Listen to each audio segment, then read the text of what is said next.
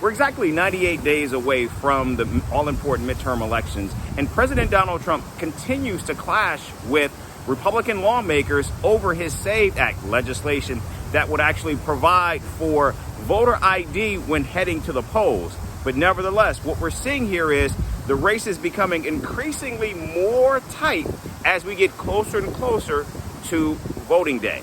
And what we're seeing right now is the House, based on all polling data, shows that Democrats will take control.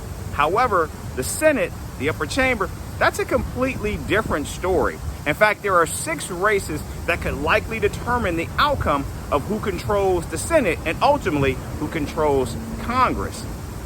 States like Texas, Alaska, North Carolina, Ohio, Maine, and Iowa. And so what we're seeing right now is these races, based on polling data, shows that all of the races, with the exception of North Carolina, is within the margin of error.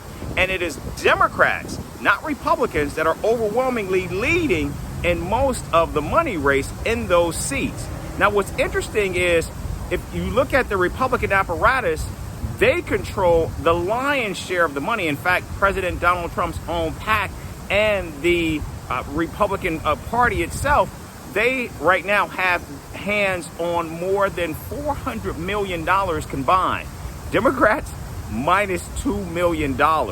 So clearly what we're seeing here is independent Democrats are powering themselves to what looks like potential victory in November. All the while, President Donald Trump is trying as best he can to maintain a grip on shaping the outcomes of the races, both through gerrymandering and through legislation.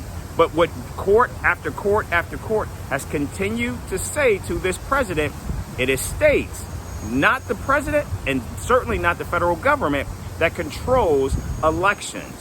But still, Donald Trump, as the head of his party and as the man who controls 1600 Pennsylvania Avenue, his actual polling numbers have a lot to say about who ultimately will control that building behind me.